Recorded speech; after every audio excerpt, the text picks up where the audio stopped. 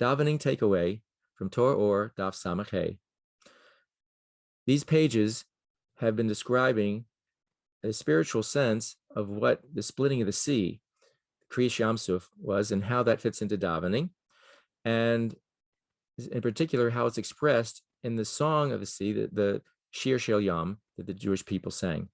And we described in general how this is put into the general section of what's known as Bezukah de Zimra, the section where we are praising God, and it's a perspective of an emotional kind of experience, more of our character traits, and how the second section, the second half of that, is describing a drawing down of godliness directly to us, and how we experience that from that Yetzirah, that Bezukah de Zimra perspective.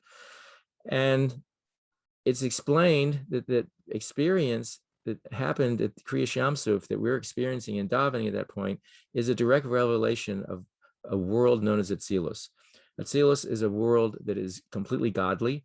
There's unity, that God's light and any vessel that contains it is completely one.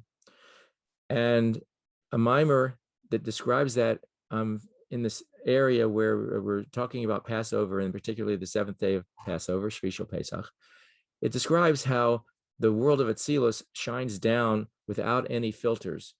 There's a barrier known as a parsa, and this was completely split, and the godly light from Atzilus shone directly down.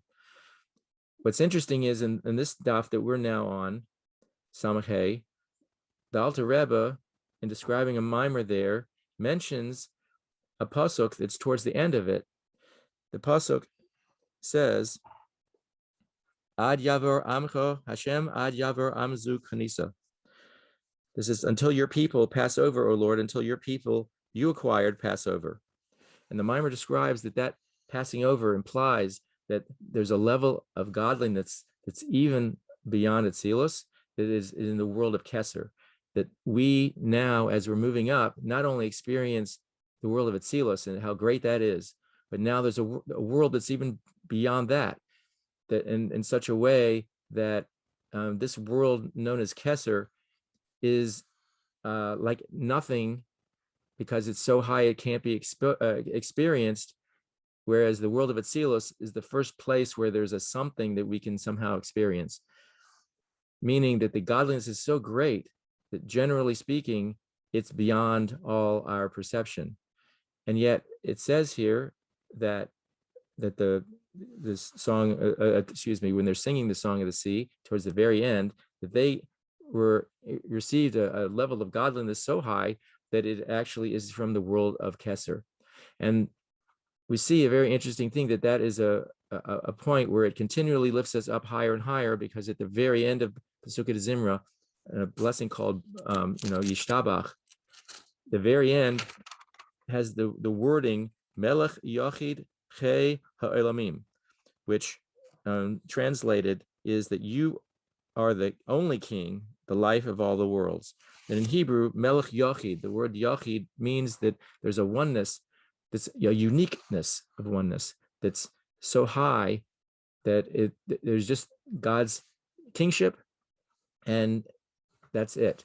And in Chassidus, it describes that Melech Yochid is actually what's known as Malchus de Ein Sof, the kingship of infinity, which is a level that's even before what's known as the Tzimtzum Rishon, the first contraction, where the infinite light of godliness had to be, as it were, contracted and pulled away, so to speak, pulled away from consciousness, so that there would be a possibility of some sort of conscious reality, ultimately down to this physical world, because otherwise we would not be able to exist as a separate entity, because we would just essentially go poof, as it were, into the infinite light of God.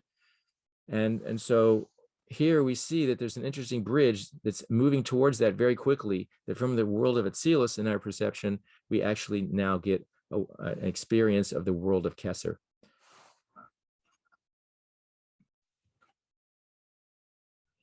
Davening takeaway, Torah Ohr, Daf Samach Hey. There's another section in this page, which is very fascinating.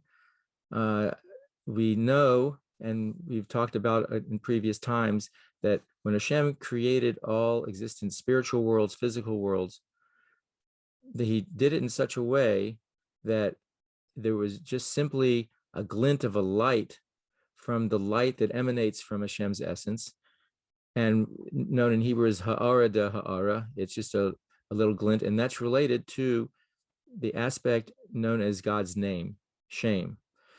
And Shem, the name, is related to a level called Malchus. And from Malchus itself, only really a glint comes from there that really illuminates and then brings into existence, all the worlds. There's the heavens and the earth. And we find that mentioned here in this aspect described in the Torah Ohr, a pasuk that's found in the Pesukei de Zimra. This is in what's known as the Halalukas. Ashrei, starting it out, is number 1, and there are 6 of them. And it happens to correspond that as it goes up, 6 happens to be the number of midos, or character, the emotional traits, character traits, in the 10 spheros, and the world of Yetzirah is focusing on that primarily. And we find very interestingly that there are exactly 6 halalukas. The 4th one, going from below to above, because again we're going up the ladder, is the level of Tiferes.